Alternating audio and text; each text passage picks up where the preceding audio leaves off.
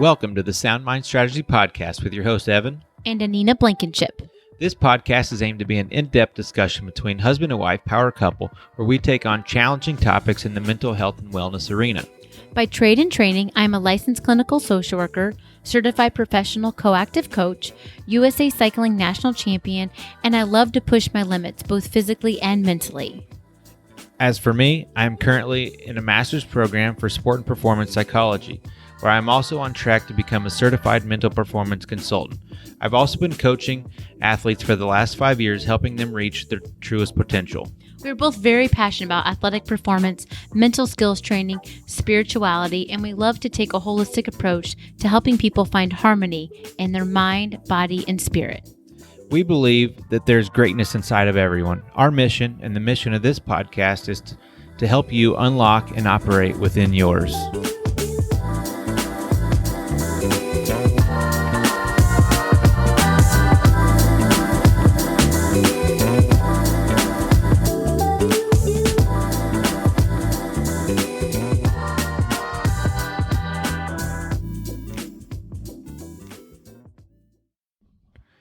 Hello, everybody. Welcome back or welcome to the Sound Mind Strategies podcast.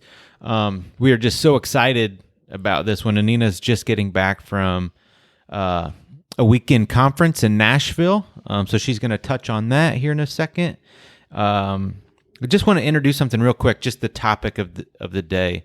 We're titling this "Borrow from the Future."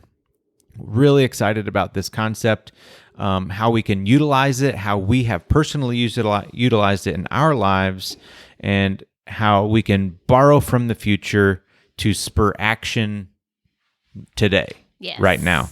So very cool. I'm very excited. I know you are. We kind of we had this idea on the list over the last few weeks, and we really wanted to dive into this one, but we had some other things that we needed to get through the docket, but that's good. I guess just to start off, you want to take us through your weekend and kind of what that looked like? Yeah, definitely. So it was a great 2.5 day conference in Nashville, like you said. It's Christy Wright's business boutique, and she's one of the Dave Ramsey personalities. And so we are with thousands of women. The event was sold out, and it was a really neat experience. We had different women entrepreneurs who were being interviewed and just found out a lot about how their businesses were working for them, but really how it started out for them too, and just how it was hard, and they had to press through a lot of fear and discomfort and all those things. So it really was nice to hear that you're not alone in the beginnings and just being in those trenches and kind of trying to get through everything. And it had some great speakers. I don't know if anyone's ever heard of Bob Goff. His book Love Does, that's probably one of my favorite books. Yes, yeah, it's all time. So good. That's a good book. It's really good. And then Ian Morgan Crone, he was there. He's big into the Enneagram. He actually wrote a book on the Enneagram, which is really like a personality quiz that you take. So it was good. Learned so much. I almost feel like we're gonna have to do like a podcast on this at some point, just from some of the little nuggets I learned to kind of pass along some of the knowledge. So it was really fun. So definitely be back again next year. Yeah. Just real quick, Anina and I were kind of bouncing this idea off of each other. I don't know how it would look, but just the basic concept. So please give us some feedback on this, what you think. Hit us up on social, email, however. Maybe bringing on the idea of Anina and I doing very short, truncated podcasts where it would be just me and then one would be just her on something that we're talking. I mean, it could be anywhere from like just a 5-minute, 15, 20-minute thing or not. I mean, if you like the interaction between her and I and you like the way it is, keep it the same. Let us know. What do you think? Yeah, that'd be awesome. Because there's a lot of things that are very individual and personalized to us, and then there's obviously the collective Sound Mind Strategies podcast that you're obviously very familiar with. So, right, something moving forward, very cool. Okay, week 26, episode 26. How's baby B?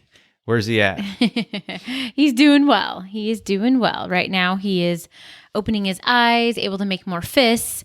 or really being able to clench those hands together to make little fists. So I guess just more ways that he can try to kick and punch me. Right.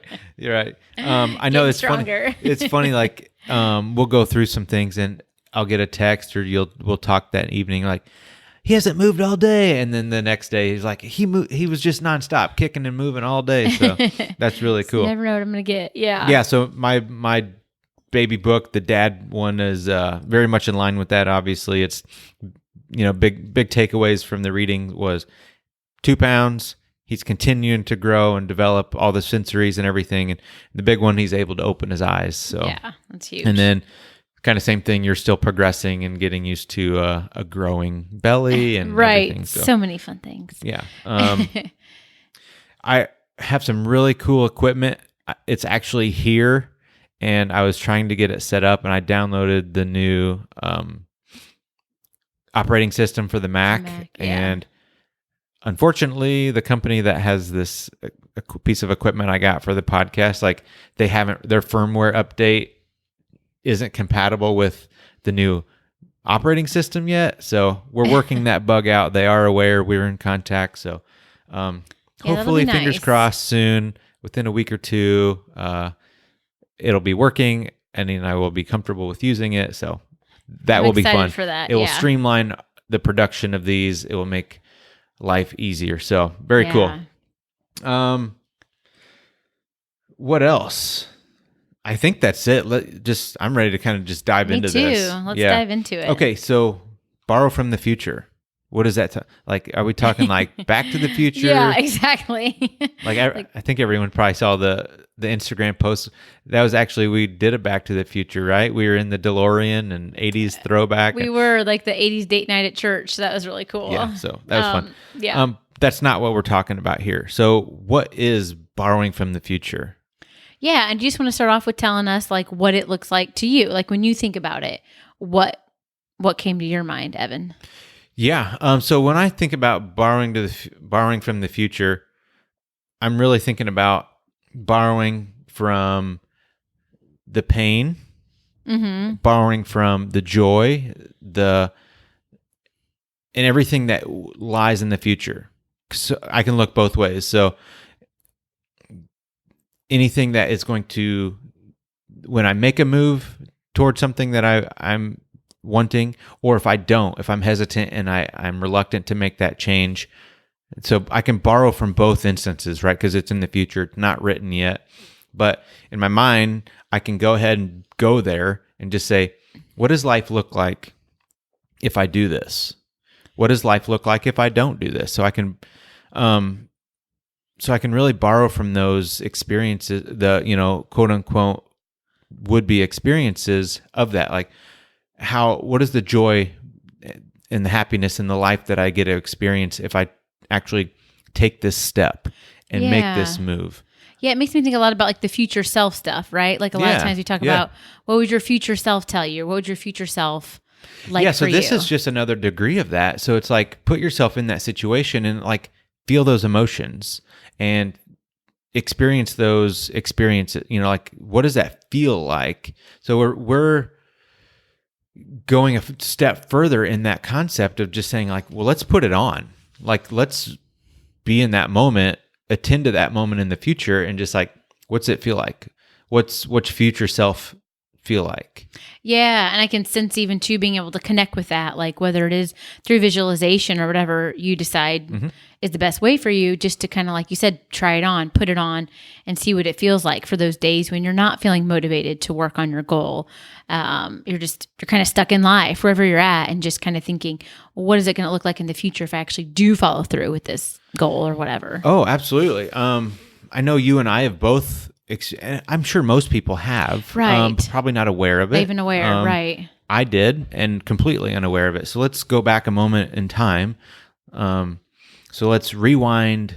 What would it be now? Almost 15 years, or maybe not that long. But yeah, okay. So I'm at the railroad, right? And I'm working my full-time job. It's a great job. The pay is good. The benefits are good. Schedule's terrible, right? Right. Okay, so I'm in that. The working conditions are so-so. The management is terrible in my opinion. Like they hire you to then try to fire you for the rest of your career and hammer you every single day with you're not good enough, you're not meeting the mark. Like it's a really It's very kind of, unfulfilling and depressive. it really was. And so the first few years, you're just figuring life out, you're working through it. And then the shift changes of like mentally for me, changed of like, this is career. This job is, there's no upward movement. There's no, like, there's some perks that come along the years of like how life gets better, but that's really life for the next until 60, because that was their retirement age. Right. So probably around 5 years in for me, I was really coming to terms with like, this is not what I want long term. I do not want to be 50 and 60 years old here. So you were really thinking about the future at that point, like, whoa, what is my life going to look like? Yeah, I had always been that way and continue to always attend to the future and think about the future. Sometimes to a little detriment of where I am not present or wasn't at that time. I'm much better now. But yeah, so I was like, what is life going to look like? You know, what is life going to look like? And so at that time had started to go back to school and I'd done as much as I could online as much. And now I was at this point, I think 5-6 years, I don't remember exactly, where I needed to go full time. I needed to go to campus, and the hours I was working was like, it didn't allow for it because they were completely not regular. Any day of the week, any time of day, you're just on call. So I get a call, I have 2 hours to be there, you know, so, and they don't care if you're in class, they don't care if you're sleeping, they don't care if it's dinner, you're going. Yeah. So I really made this decision to go back to school, to quit that, go back to school full time and pursue career life elsewhere. Right? Yeah. And it was really hard to make that decision. So what did I do? I was attending to the future of what life was going to be like if I did not make that move. Yeah. What life was going to be like when I was 40, 50, 60 years old, you know, still walking that lead and still working that job. Or what would life look like if I did make the move? Yeah, there was going to be some initial pain right up front, right? There's pain both ways. So that's what I mean, borrow from the pain of the future. So there's pain in staying. Right. You know, regret, unfulfilled life. You know, just these different things. There's also pain in going, right? And then there's pain in going, absolutely, because I'm giving up half of our family income. I'm giving up life as we know it. We can buy things, do things, you know, take vacation, whatever. So I have to borrow from the pain from either side. Like, which one weighs more to me? If I balance them out, like, does the pain of regret and not making that move weigh more or less than the short-term pain of quitting, relocating, new life, you know, unsure? So what weighs more and what hurts more to me? So ultimately, it was easy for me to see the pain of staying in that long-term unfulfilled life and regret of not making that move hurt and was way more painful to me and our family than that short-term, because really it was just lack of income and lack of ability to and freedom, right? Yeah, and it was almost like stuff I hear too. For even remember from us talking, it's like, but that will get made up. Like I'm going to school, so I will end up getting an income. Like, you know, down the road, it's gonna take time. So it sounds like you were able to connect to both the pain and the joys that it would bring eventually, right? Too. Because that's the other part. You borrow from the future of the joy. Like there is joy to come, and don't get me wrong. Like there's still joy and happiness that can come if I were to stay, right? Like very true. The pay is good and it's going to get better. The vacation time is decent and it's going to get better. The shift work, like it'll get better as I get more seniority. So there's joy there.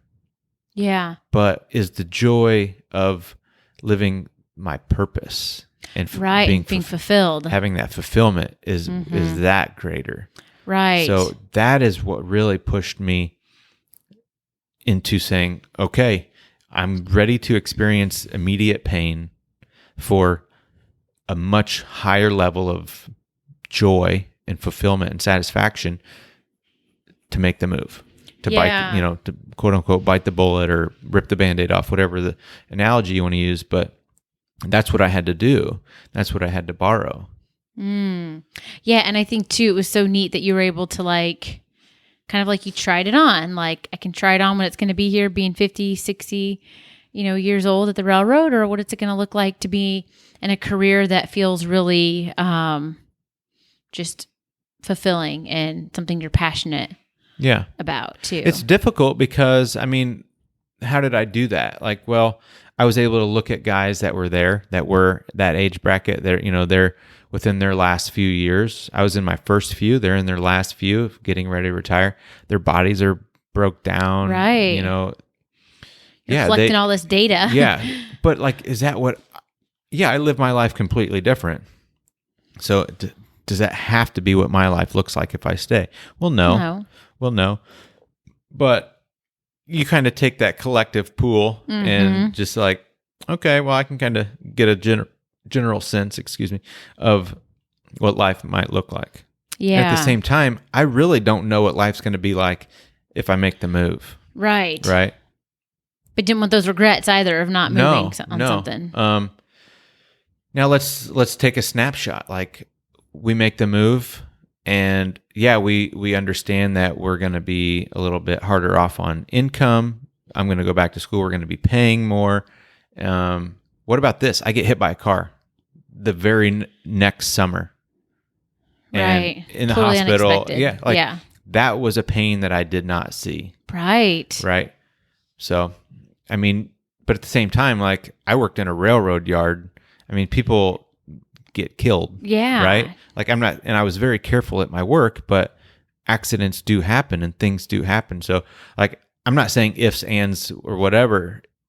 You can't go that route of ifs, but just as that was unforeseen to get hit and have that pain of the future that I wasn't even aware of, there was tons of imminent danger if I were to stay. So yeah, and it makes me think too, just about when we do have those pains, it's what can we learn from those pains, and you getting hit by the car was not obviously anything that's you expect, and it's nothing that's trying to think what I'm trying to say here. Just definitely, wasn't expected, but yeah, you can either stay stuck in that and woe is me and this sucks and my life, was ruined, or look at what are the things that came out of it too. And so I think that's it's huge, important. That aside, if we look at just that accident, I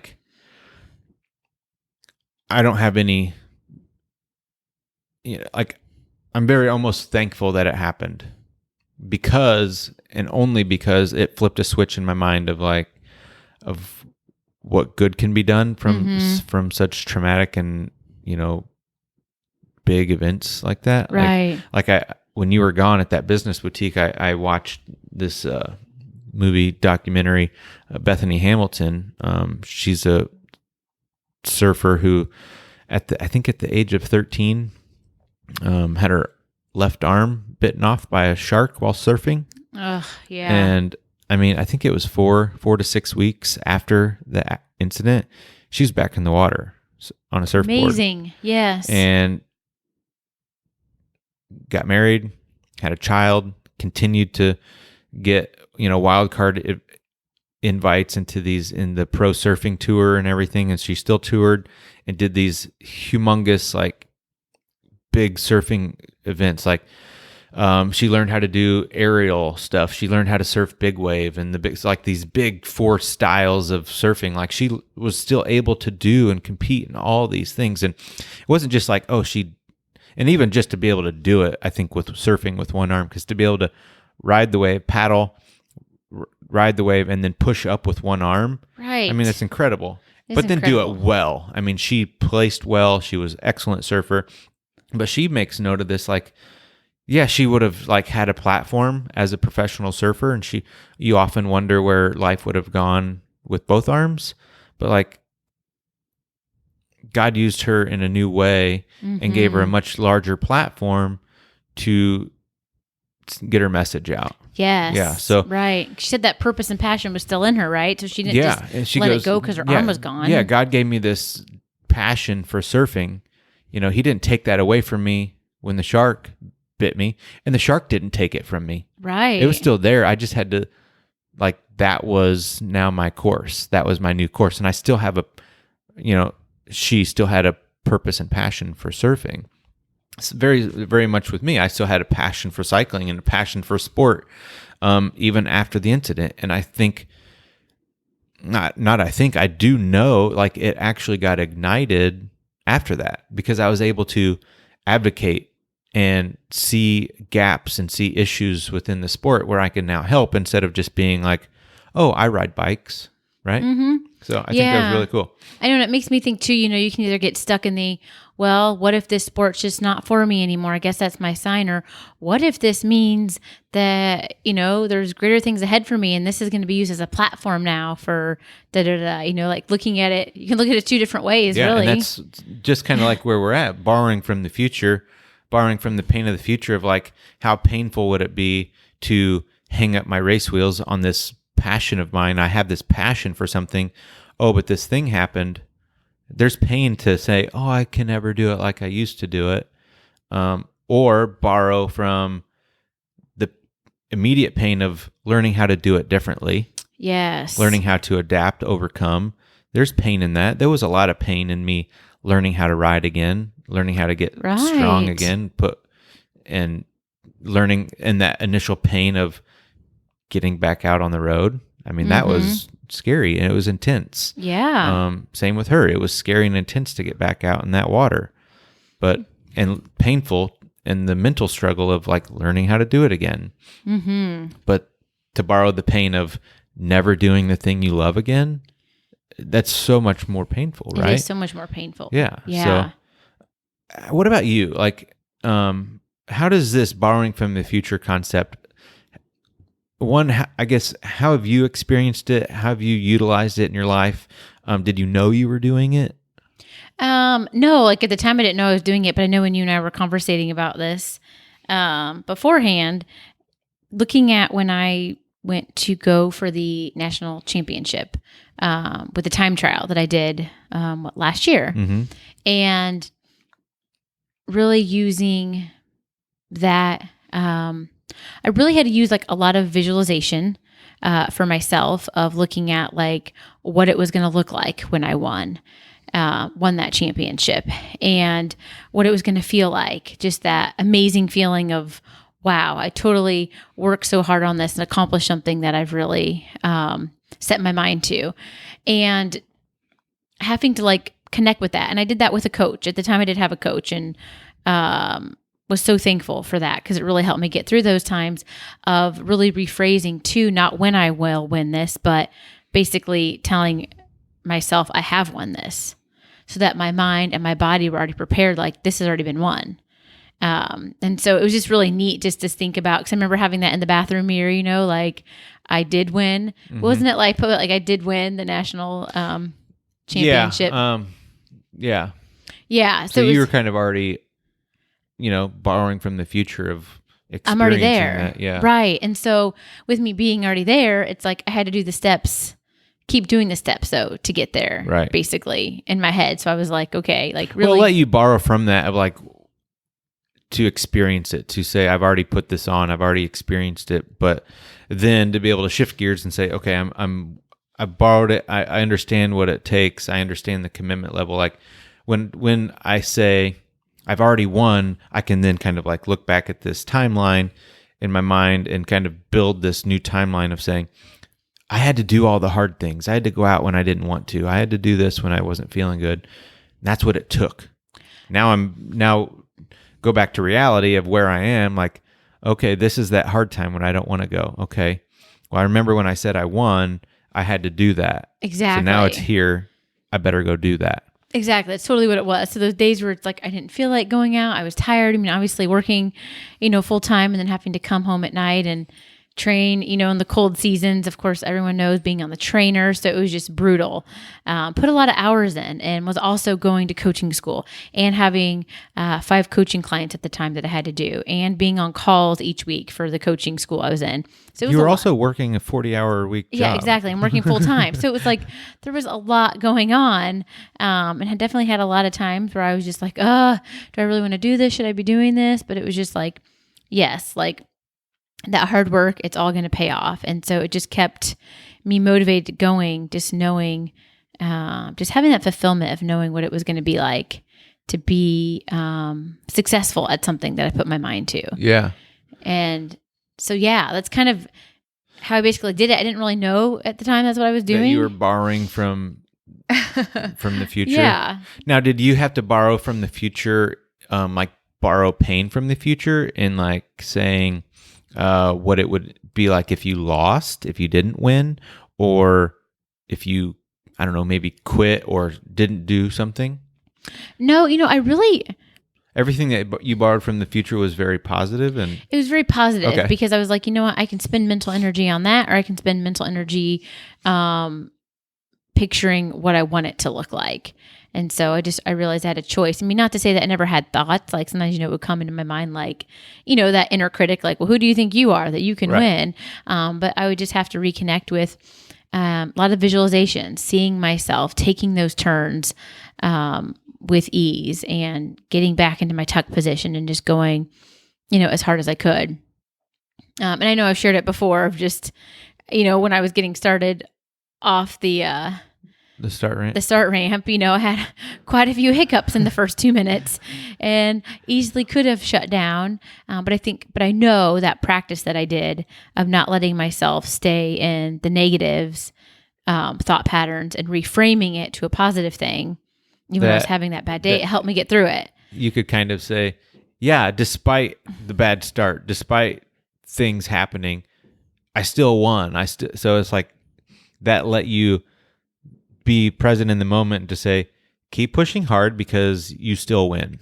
Exactly. Right. Like I shared before, I know like when my arrow sock fell to my ankle in the first 2 minutes, I was like, oh my. And then I was like, you know what?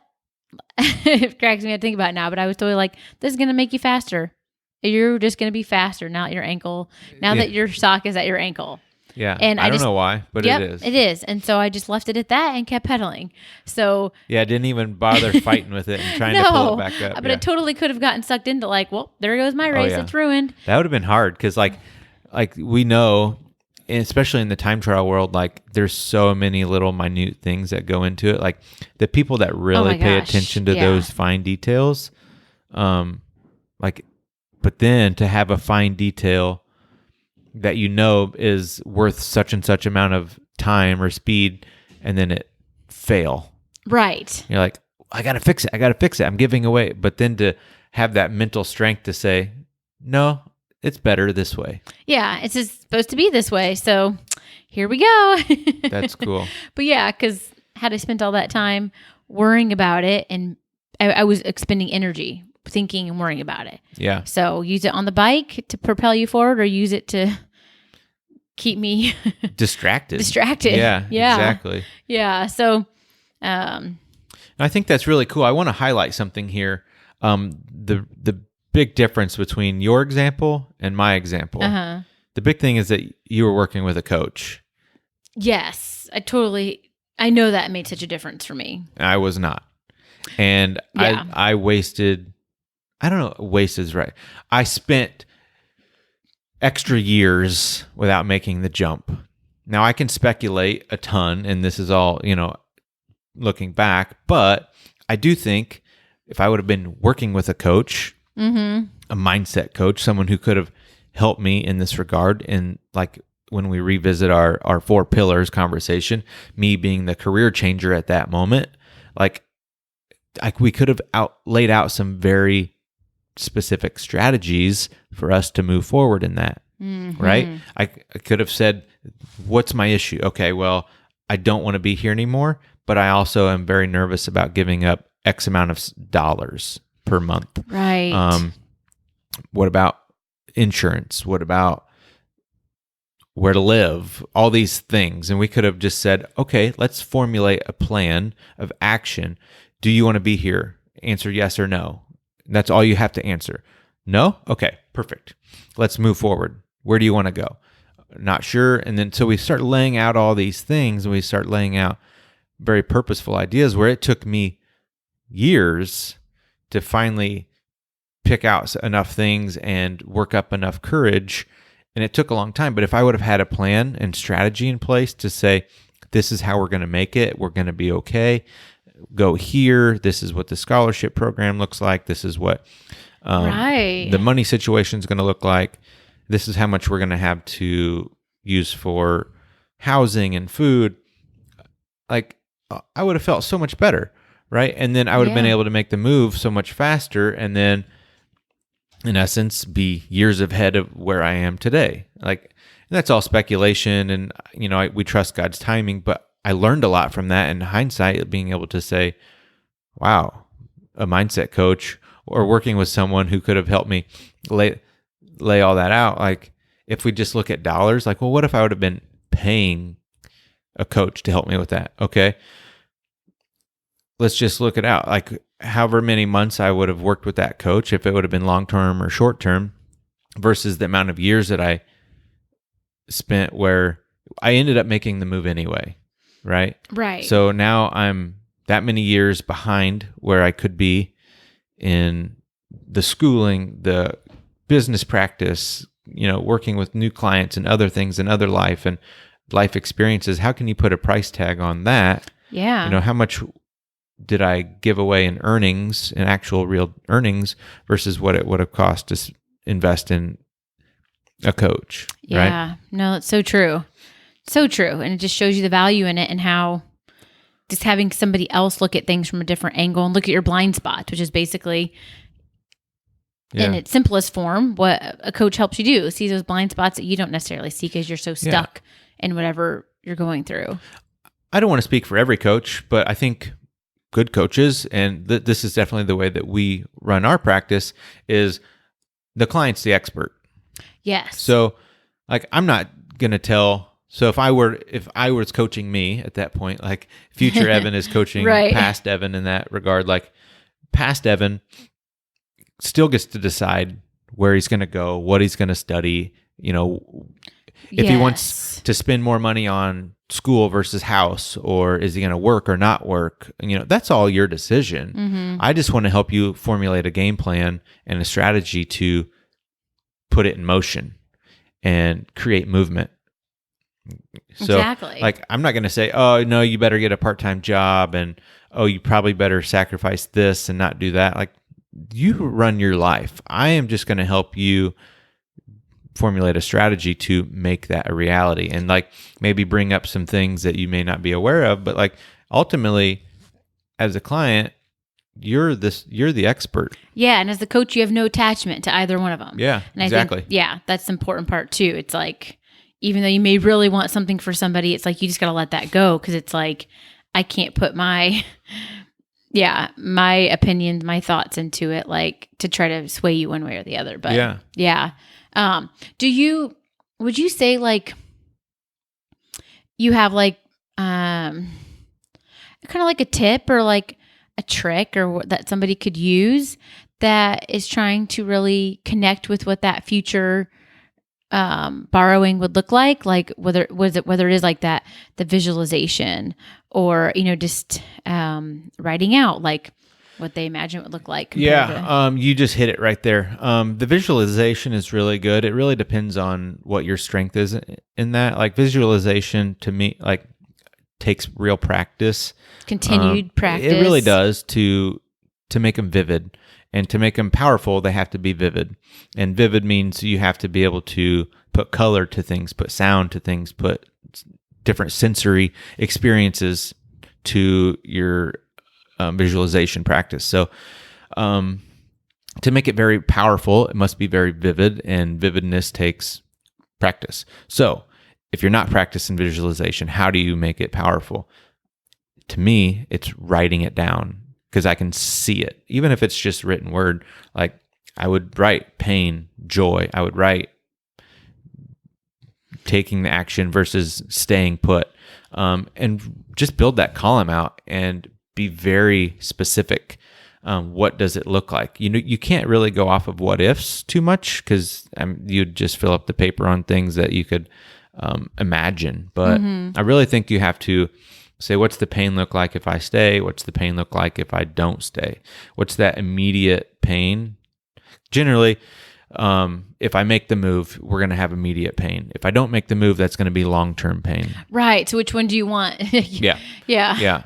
And it's human nature to avoid pain. So that's why it's so easy to stay put, because like that's years away. Right. That's so long away, and things. Oh, I don't even know. Things will change, or I might change jobs. Well, you never will if you're not willing to make the pain now.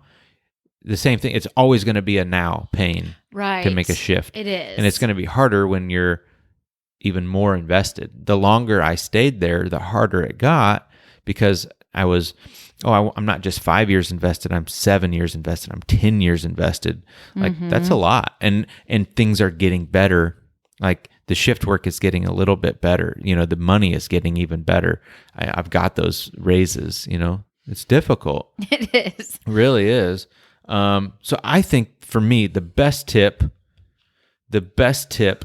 is write it out and really take a look at it. Like, what does the immediate pain look like to make the move? What's that long-term pain like to stay put? What's the immediate joy to stay put? What's the long-term joy to make the move? Borrow from the future on that, and like really understand, how does that affect me? How does that affect my family? How does that affect my other relationships outside the family? My outside of work life, do I get to experience life better or in a different way? What's more fulfilling? I think to me, that's the absolute best thing, is to just write it out. Yeah. And I think, and I do agree with that. I think like writing it out, like even just imagining, letting yourself like visualize, like using all those five senses, capturing all those five senses, and what is it going to look like?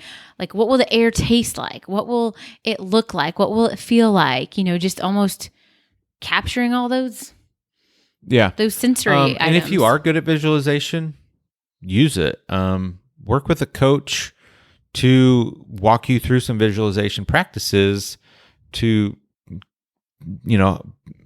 enhance your visualization practice or imagination. Yeah. And I think too, I agree with that. Definitely.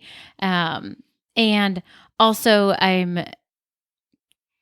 feel led to add too, to make it fun, because I know for me, like when I feel like, and just to be honest, when it's like, write your goals down, I'm just like, blah, blah, blah. No, I understand. I'm so tired of doing that stuff. But totally, like, I still grab markers, I still grab crayons and get those bad boys out. I'm looking at like a sheet right now I did with one of my friends who's a coach here in St. Louis, and we got the markers out and wrote out like what I need to do, what I want to do. You guys used construction paper and markers. Yeah, and it was so fun. I was like, whoa, this does not feel so tedious of getting out my lined out college ruled paper and pen and writing, which that's just me. I got to have fun and make it fun. And that's not everybody. Other people can be very... No, I think a lot of that's really good. When I do journal, I like to use unlined paper. I like that freedom of no rules, like just like that. I am borrowing from you today. I'm using a fun colored pen. Blue. Yeah. Ooh. Hey, well, I'm branching out. I have my green and purple pen over here. Yeah. But anyway, but exactly. So make it fun, make it exciting. Like, this is a big moment in time. Celebrate it. Like, to even be at the point of contemplating change is exciting, right? I mean, it really is. It should be a moment that you celebrate. It should be a moment that you are happy to be at in time. Like, I'm at the fork in the road. Like, that's so cool to even be aware of, like, I have other options. Right. Like, I don't have to complain and stay here. I can like highlight, and then that makes you more grateful for the thing that you're at. And like, this job has been really good. It provided income. It had its downfalls, but like, I'm really so thankful for this. Like, I've met some awesome people, And I've learned a lot about me. This isn't for me. Like it really highlighted like, oh, I have a different purpose in life. I have a different platform and opportunity to perform at or be this. Like, and thank you, crappy job, for highlighting that. Right. And showing me I have an option. Yeah, you were so right. And it's one of those things that just like visualization does, it takes practice, because I feel like, at least for me, I know sometimes like I've been wired, I feel like, just in life to sometimes look for the negative things. And I don't know about necessarily you. I think that's human nature. yeah. But I think you're right. I think it's human nature, and so it is a very conscious practice. I think that's a highlight. It's a way we try to stay safe. Highlight all the crap and the junk and the negative to like, okay, put that in a box. That's why I'm not moving forward. Yeah, okay. Exactly. Sorry, I didn't mean to like fully cut you off, but I wanted to make sure. Yeah. Everyone experiences that. Yeah, it's true. I'm not the only one. I'm not alone. But yeah, so it's just like it's like reprogramming your brain, just like we do updates on our computers all the time. We got to do updates on our phone, like updates on our brains too, or whatever, like upload the new software, because out with the old, in with the new now. So install that gratitude app, right? Exactly. Like, right. You gotta start using it. Yeah. You gotta open it up. You gotta like, what am I grateful for today? That takes work. That takes practice. Trust me.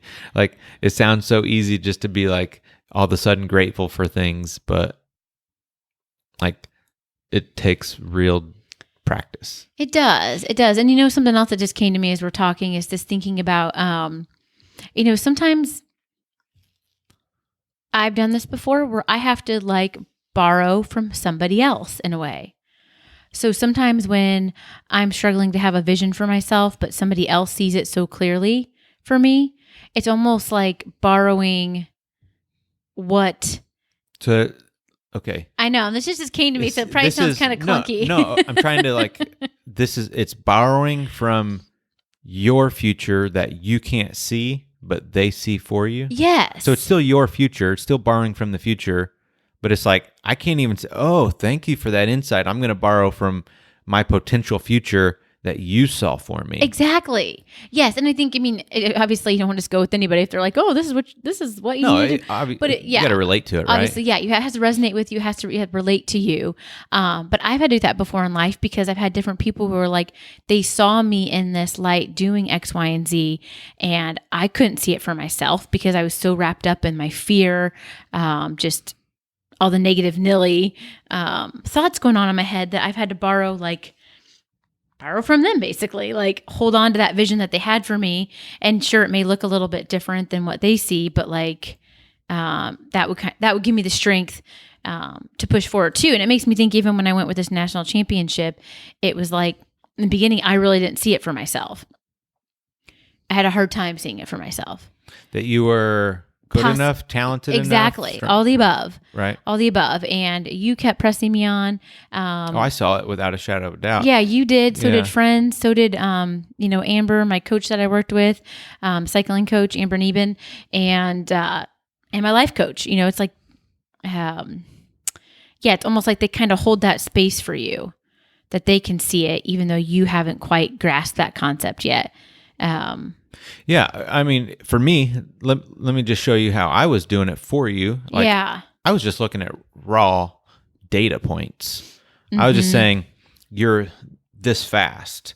You can produce this much power over a certain amount of time. You're winning these races against these people.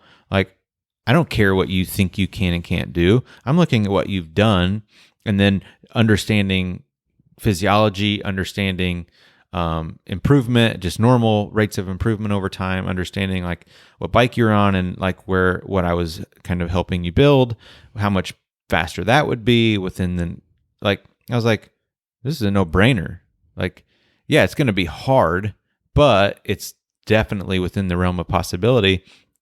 Piece of cake. Mm-hmm. I like to say, if you don't win, you're on the podium. And it's, if you don't, like, they're going to have the performance of a lifetime. Yes. Yeah. And you were looking at everything else, why I'm not good enough. You were looking at like like internal battle. I think I was really focused on. And I was just looking at raw data. Yeah. And I think, and Amber was, and like she's been there. She's won so many, she's won everything. Yeah. Yeah. So it was just true. It was easy. And then you had to borrow that from us. Just like I did. Oh, well, I trust you. You're very experienced and been there and done that. Like, so you know what it takes. And you trusted my geekiness on being able to put things together. And it's just like, okay, I trust you guys. You're not going to lie to me. Right. Yeah. So I'll just do the work. And if you say I can do it, I'll just do the work and let it fall into place. Yeah. Exactly. So that's cool. I know. That's a really fun concept of like, you know what? I can't see it for myself, but I'm going to go ahead and borrow from my own future that you see for me because I trust you. Exactly. And that just shows the power of having people like that in your life, Yeah. Coaches. I mean, granted, I was a husband, but also served in a different role at that point too. As coach under physiology and, working together in that regard too. So yeah, that's really neat. Yeah. So so you have that to compare against me, career changing with no coach, fumbling around. I was all over the place, so excited because I finally worked up enough courage, and then instantly no way, can't do it. And then, instead of just like having that person to lean on in those moments of doubt, just say, okay, well, if you see it for me, if you are there for me. And you were there. And I was going to say, I guess I was in a way because I was like, we can do this. We can make this happen. Yeah, you were very supportive, but I think I was missing the steps, the strategy, right? That a coach could have really given to you at the time. Yep. Yeah. So that's something where it would have been very beneficial, very helpful for me to have invested in myself and us with a coach. Yeah. And it's so crazy because at that time, I don't even ever remember hearing anything about life coach stuff. No, it was total foreign concept. It was foreign to us. I mean, we were definitely in a different space at that time. I mean, that was a lot of years ago. But yeah, now we have awareness, and that's important, Yeah. So I think there's going to be some things I really want to put these guys, like if you haven't heard of these people or their material, I'd really highlight, or I really would suggest that you guys add these to your repertoire or check them out. I know they've been very beneficial for me personally, and I think Anina as well. So she mentioned Bob Goff, who was at the Business Boutique. His book Love Does. That book really changed the way I think about people. It really changed the way I think about how I interact and am with people.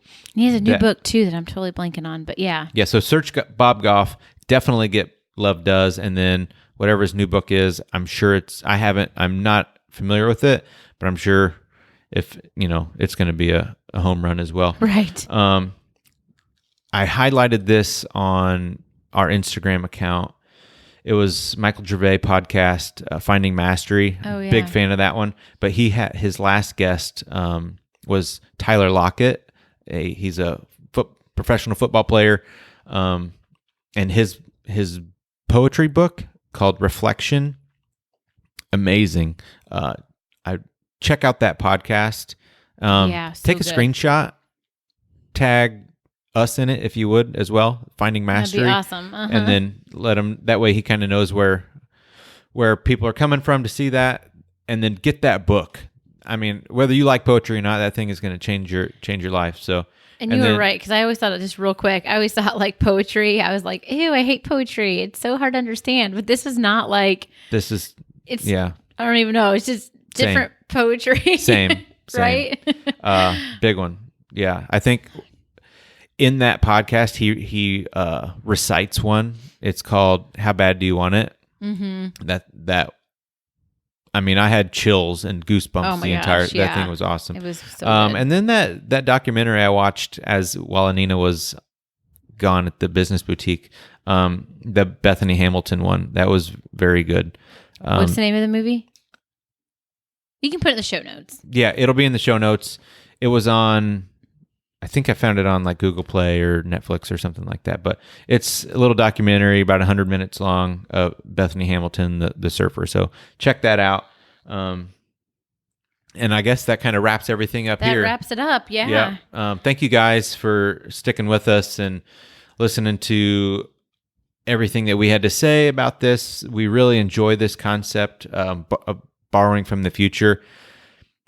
Check us out on Facebook. We have just a closed Facebook group, the Sound Mind Strategies Tribe. If you want to join that, there is a few little questions to answer. It's not like we're going to deny people, but we kind of want to hear a little bit about you. And so once we get in there, it's a safe place where we can kind of communicate, continue these conversations. So the podcast will go out on Tuesdays, and then we kind of generally have like a period of time where we can listen to it, and I'll come back and then reflect back on that and ask and answer some questions around that topic. So feel free to interact in that space, ask completely different questions to us or other tribe members. And it's just a place where we can come together as a tribe, like-minded people, and move forward and just, inspire each other. So I'm really excited about that space. It's new. It's taking off. I think people are kind of like waiting for other people who's going to talk first. So be brave. I want to hear from you guys. Yeah. Do it. Anything else? That is it. Thank you, everyone. Thank you. As always, everybody, go forward, power, love, and a sound mind.